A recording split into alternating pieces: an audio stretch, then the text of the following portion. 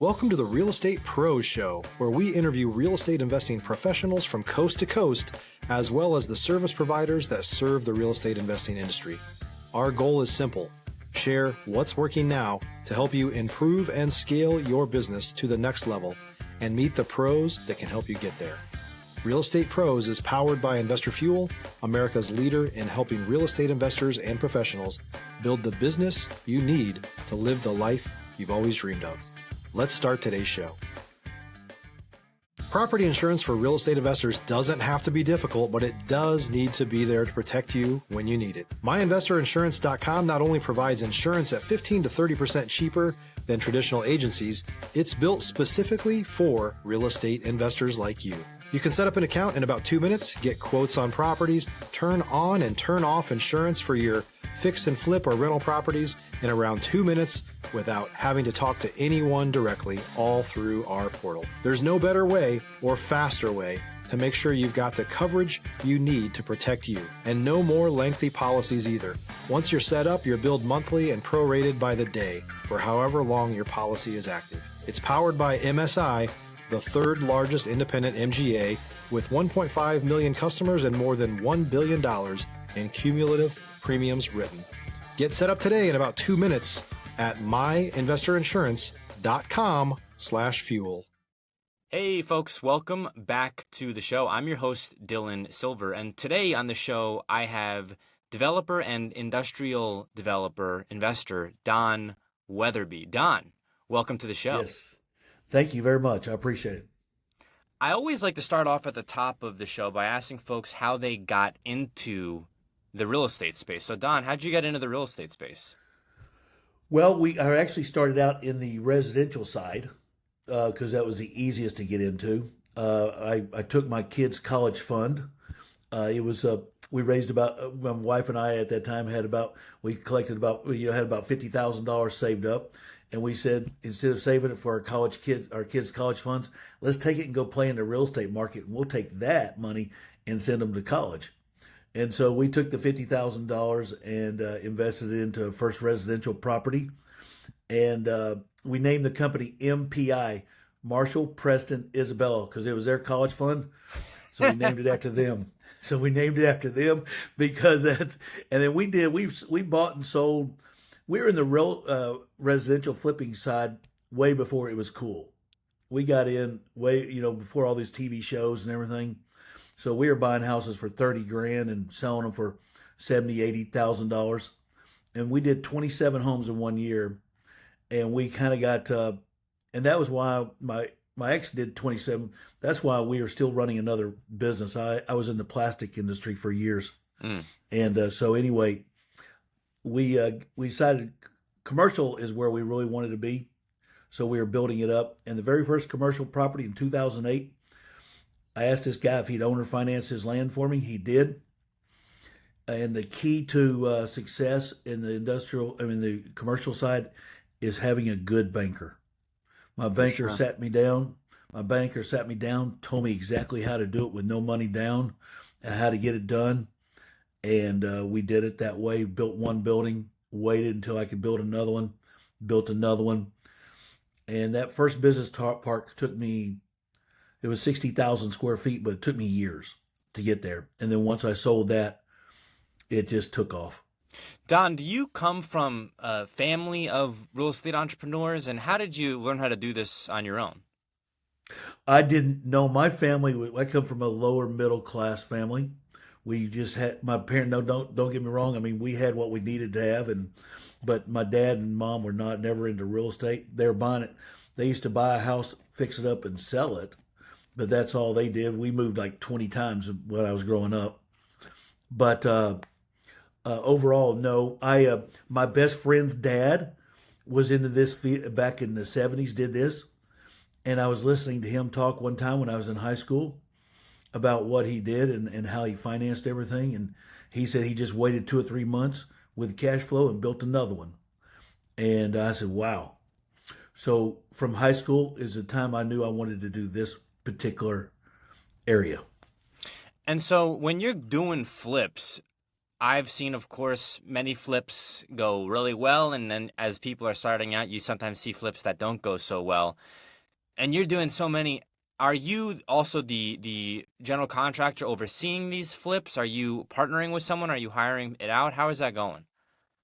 No, I do my own design. I do my own designing of the complex. I do my own layout. I do. I don't have any. I mean, I don't do the architectural plans. I have it all. I do it myself. I do. It's all self-taught. So Wow. everything I've done is self-taught. So I don't use. All I do is I find the elevation out, and then I design the park from there. Stop living on an island and join the #1 mastermind in America for professional real estate investors. Investor Fuel is a community of hundreds of the nation's top investors working together to build stronger businesses and better lives. In addition to the amazing community of real estate investors acting as a board of advisors for one another, Investor Fuel members have access to 100% funding on purchase and repairs for our members only, a health insurance program, and benefits and discounts that more than pays for the membership of most of our members, meaning it's actually costing you money to not be a member of Investor Fuel. If you're looking to scale your business and build a business that allows you to live the life of your dreams, please visit investorfuel.com today and book a call with our team. Uh, Pivoting to the industrial and the commercial space, I've heard both of these terms, and I mentioned before hopping on here that I've had investors on the show who specialize in industrial, but it seems like there's a difference between industrial and commercial. Can you break this down for us? Well, commercial is basically anything in the commercial. I mean, you can do retail, you do office buildings, you can do just big, huge commercial buildings. You know what I'm saying? I mean, that's what I would call commercial. What I call industrial is metal buildings or tilt wall for manufacturing purposes or small business owners. And That's what so, I call it. the industrial space, is this a lot of like warehouses? Would warehouses be industrial? Yes, And so that's what I would call industrial. So specifically, in Texas and the deals that you've done, is there like an avatar of an ideal tenant, or is there a business sect that is a big heavily involved in this space, or is it really dependent on the area that you're sourcing the deal in, and so on and so forth? I find out that it's mainly the areas I'm building in on the different type of clients. I've had everything from plumbers to churches that lease out my buildings. Hmm. So it's about everything. Now, And some people even live in them. when you're going through this process, when you're sourcing a deal, are you thinking about who's going to be renting it out initially, or are you making sure that the building is up to where you want it to be, and then once it's completed, now you're looking for the tenant? No, before I buy a piece of land, I do my research on what's around it. And, there's a lot of small time business owners that started out in their house. I'm looking for those type of people. They live in, they're moving out of their house into a warehouse. The wife has kicked them out. Too much, these are small business owners, they're car dealerships, they're plumbers, they're electricians, they're, paintless dent removal Yeah. people, churches, karate studios. It's just people that are starting their businesses is who I deal with. And Not so if, Go ahead.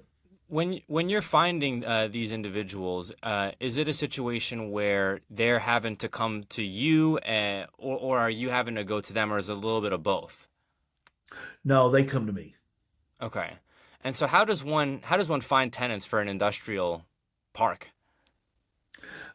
There's many ways. First of all, you put signs up now leasing, you know what I'm saying? Uh-huh. There's LoopNet, there's MLS with the residential reals, the MLS listings.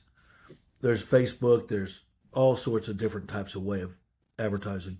And so going from, you mentioned starting in single family, doing fix and flips, to then industrial, was that a big shift, and was it natural? Was there some hurdles along the way? Or, how did that process come about? Well, it's a big shift because you're dealing with a house that's $50,000 versus $1 million. Yeah. It's a big gamble, and you got to build them right. You got to figure it out. The first one, I mean, I overbuilt it. I put really nice stuff in, put curbs up, did all this, put fancy trim molding around, did all that. That didn't make me an extra. That didn't make me a dime more. Hmm. So you got to know your audience and what you're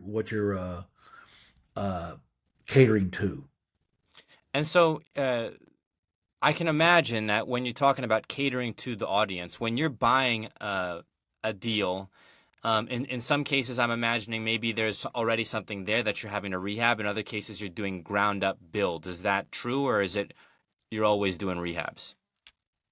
No, in the industrial, Yeah. what I'm doing now. Oh Hmm. no, all of mine are rebuilds, new builds. Only new Everything I builds. do is new. And so when you're putting up a new build, like you mentioned, Don, there's a huge gamble there, right? Because you're putting up a lot of it's not a single family home, right? And so Right. what's the I would say the groundwork, so to speak, that goes into surveying, well, what do I need to have this outfitted for? Or is that not really something that comes into play because it's kind of a one size fits all? A church can come in here, a plumber can come in here, or are you doing some of that groundwork, figuring out, well, what are the potential businesses that might come into this park here? Yes, I always look for what type of potential business that will come around. What will be in there? I do that all the time. And how, And how so I'm always trying to figure out where this property is. For example, one property I have is built just for. I went after just the automotive people. yeah. That's what I built a park for, because there was a need for it. And that one is filling up so fast. It's what I'm saying. I mean, it's they. I mean, I just finished the last building last week. Just got final approval, and I already have three more renters coming into that one. I'll have that park full before a month. If you're looking for consistent, high-quality leads, look no further than Investor Machine. Investor Machine isn't just another agency, it's the most sophisticated, data-driven lead generation company on the planet for real estate investors, and serves the role of being not just a lead generator for your business, but a marketing partner that is helping you achieve your goals along the way. Go to investormachine.com to learn more and schedule a call with our team today.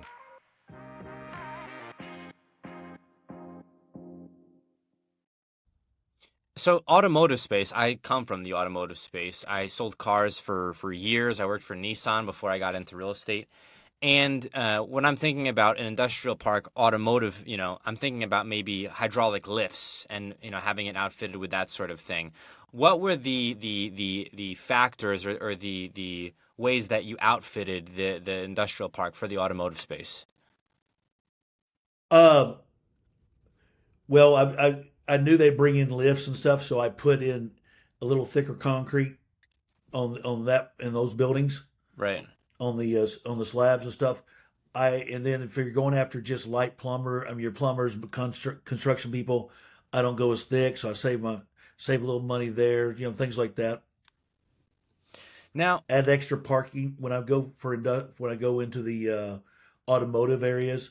I add extra parking. I add extra things like that for them, so the park is not so crowded. Don, if you reflect on your time before you got into industrial with the single family homes, the fix and flips, do you feel like that helped color and prepare you for the industrial space, or do you feel like they're two totally different animals? No, it was a vehicle to get me to where I'm at now. You know what I'm saying? I wouldn't have been able to jump right into the industrial because I didn't know enough about everything.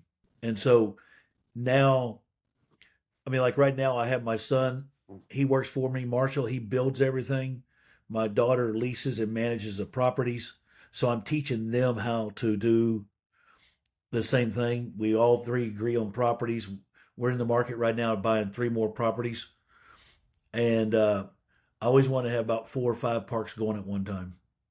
So family's in the business now. The people that you sent to school are now in the business.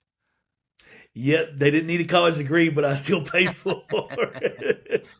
That's a wonderful Yes, thing. I always tell people, how yes. great would it be if, you have your kids and maybe one of them wants to go be an attorney, maybe one of them wants to go be an engineer. All that's possible in the real estate space. You need real estate attorneys. You need, sometimes mechanical engineers or industrial engineers.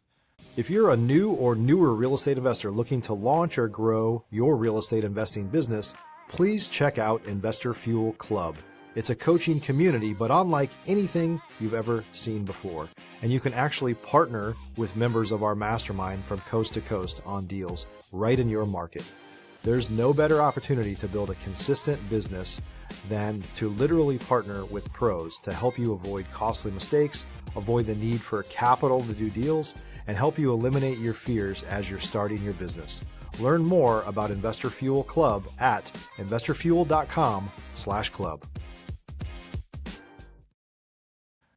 That, or I told them at least marry somebody like that. I need an accountant and I need a lawyer. So please marry somebody like that if you're not going to be that person. That's exactly right. Always need a lawyer. Always need a real estate lawyer in this Don, business. when you, as your business was expanding, were you very keen on these aspects that we're talking about right now, like having these strategic relationships, or did these things come really with time and along the way? I know a lot of people don't even think, for instance, about like tax strategy until they have a big tax bill to pay, or until their business has grown to a certain point. Was that something that was really important for you early on, and how did you make these relationships? No, that wasn't really the tax relationship. Wasn't really, but I've always had a very good banker. I've done that one from day one, and I've always had a good accountant where they kind of guide me in the right direction. But accountants for the back end of it, and so they don't plan your future. No, They're always taking care of the back end. But I've always had my good friends are my insurance agent and my lawyers. They're those my are good huge. friends. Those are huge. I just My had a bit, public adjuster on the show yesterday. I learned all about that.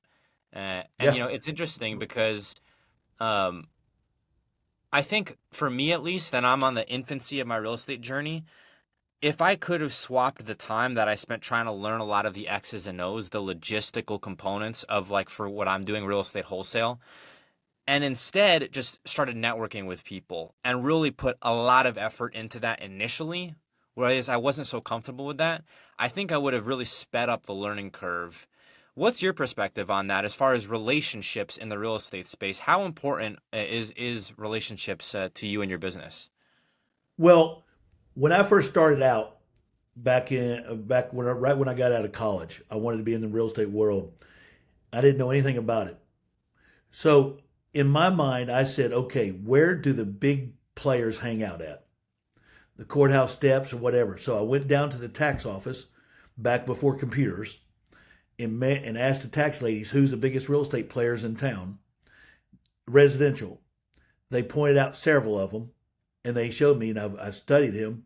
You couldn't look anything up back then because we didn't have Google. Yeah. You know what I'm saying? Everything was so I looked everything up manually. Then I said, where do they hang out at? They hung out at the courthouse steps on foreclosures and stuff. So I went to the courthouse for months, walk around, introduce myself, and finally I found one of them, and I asked him if he would show me the ropes. He took me back to his office, spent a lot of time with me, told me what to do, what not to do, where to play at, what type of market to play in. And he said, play in the low income or the high income. Don't play in the middle market because you're not going to make any money. Those And so, foreclosure auctions are amazing.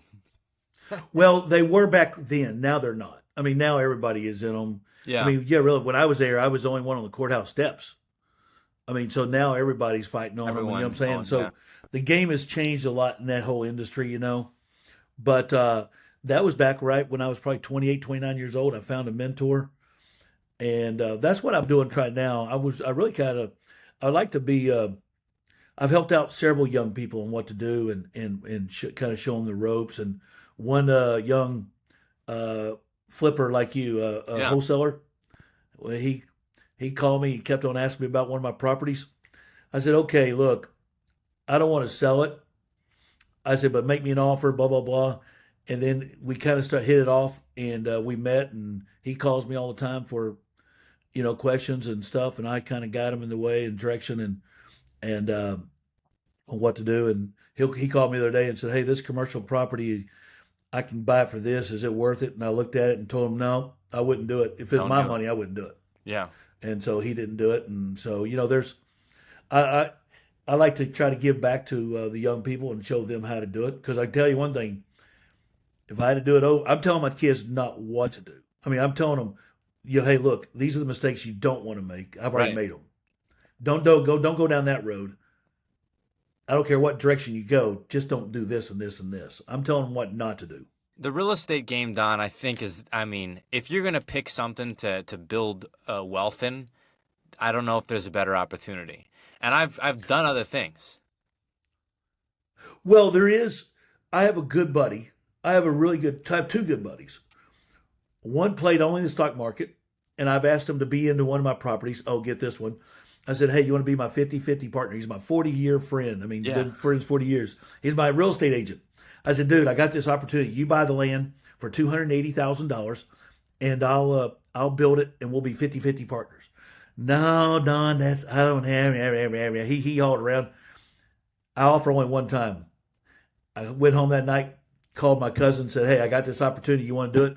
Yep. They wired the money to me. I bought the land.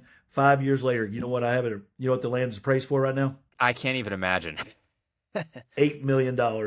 You bought it for $250? $8 million. $280,000.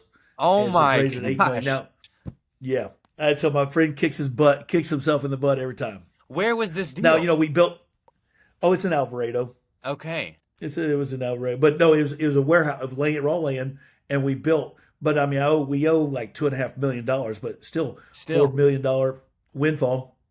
Yeah, on a $280,000 investment. We haven't put a dime into it since. Don, going from, I've only really spoken with 2 or 3 people in the industrial space, so it's very niche, right? But getting into that space and then educating yourself, what tools did you have at your disposal? Was there mentorship, or was it really kind of grab the bull by the horns? No, it was that one, my good friend's dad sat me down one time and told me how he did it. And that's all the training I had. The very first building I hired a general contractor. Yep. I saw what he did, took notes, and I built my next one. Was there any level, I can imagine there had to be, some level of worry during that first deal? Like, wow, this is a big step. Oh, yeah. Yeah. The first step back in 2008, I took out was a $500,000 loan. Yes. When you weren't making that kind of money.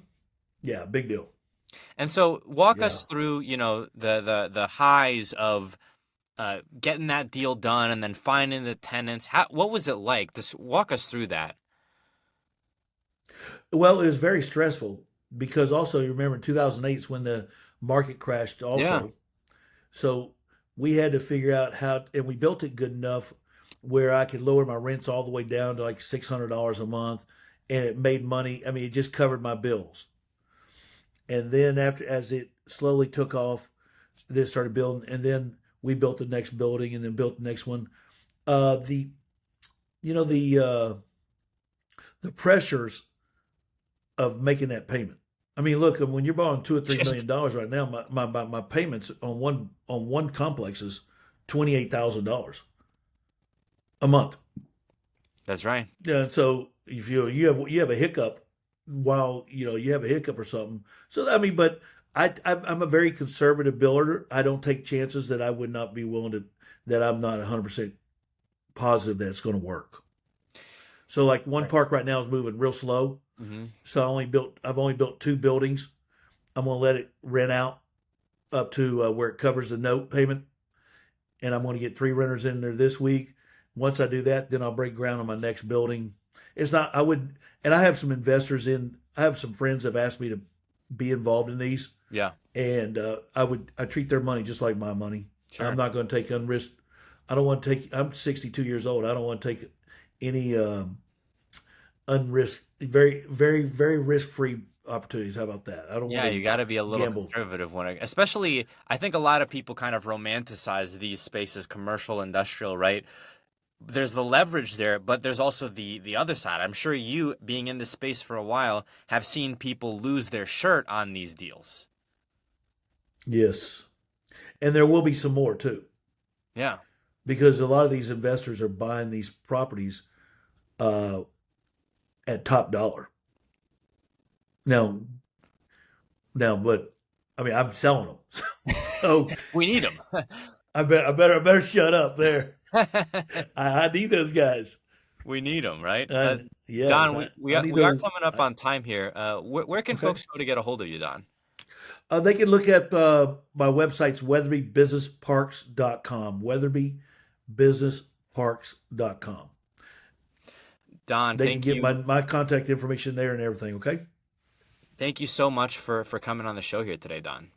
I appreciate it. Thank you so much, too. Thanks for joining us for today's Real Estate Pros Show. You can learn more about the amazing benefits of the Investor Fuel Mastermind community, including surrounding yourself with hundreds of other rock stars, 100% financing for your deals, and members-only discounts from vendors you're likely already using that, as a member of Investor Fuel, will save you more than the cost of your membership. Visit investorfuel.com to learn more. If you're interested in joining us as a guest of this show, please visit investorfuel.com/pros to apply. You can also check the show notes for access to free resources, how to get access to world-class lead generation, and much more. Don't forget to subscribe so you never miss another episode. Have a great day. We'll see you on the next show.